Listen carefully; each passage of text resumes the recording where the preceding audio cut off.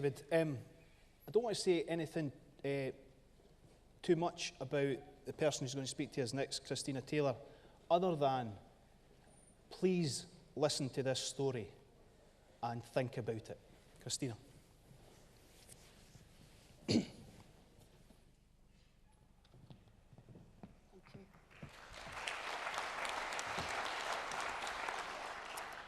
I want to tell you about my mum, Agnes Nisbet, and her experience of being in a care home while suffering from Alzheimer's. In 2006, Mum was placed into an Edinburgh care home. My dad visited every day, the rest of us regularly. Mum would often say to us, "You don't know what it's like when you aren't here." We didn't understand what she meant by that and thought she must be confused, because we trusted the people who were in charge of her welfare.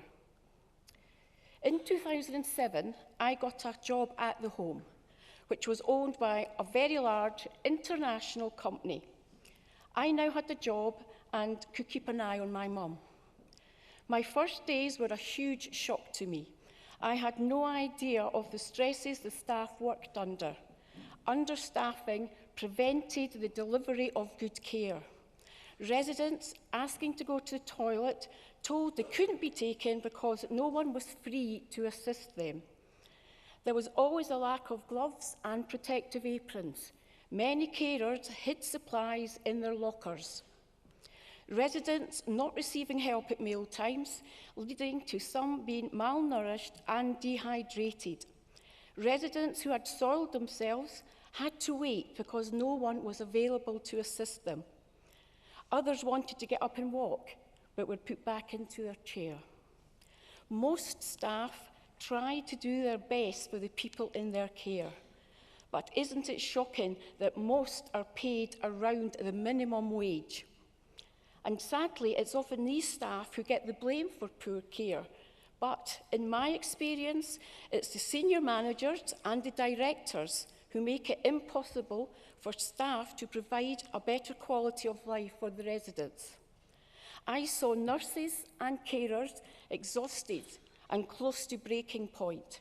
I saw good people leave because they just couldn't carry on. Nothing was ever done. It always came down to money, not the welfare of and safety of the residents and the staff. In time, we became aware that things really were not right with our mum. She was being treated badly by a member of staff. We decided to speak up, and following an investigation, my family was advised that the member of staff had left the company as a result of many complaints. But we were soon shocked to find out that she was now working at a home a few miles along the road. How can that happen? In 2009, my mum was the victim of an assault by a carer. She was bleeding heavily from the nose and her lip was cut. My dad was told she had a nosebleed, but not that she had been assaulted. No one called the police. Her bedclothes and all evidence of blood was cleaned up and disposed of.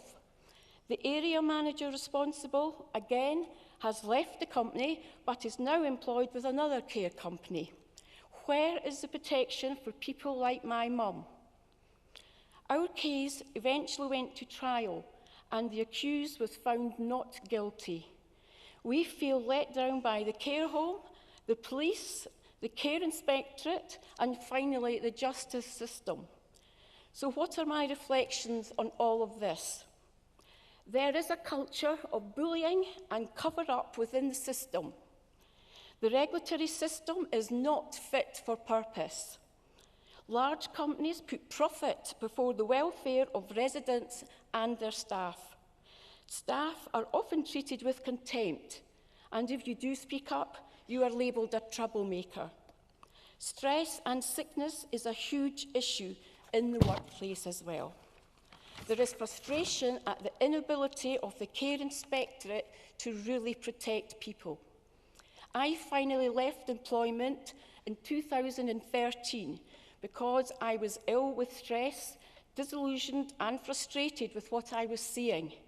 I often wondered why it is society allows carers to be paid only a few pence above the minimum wage, why we accept poor standards of care and regulation, and the appalling treatment of staff and residents.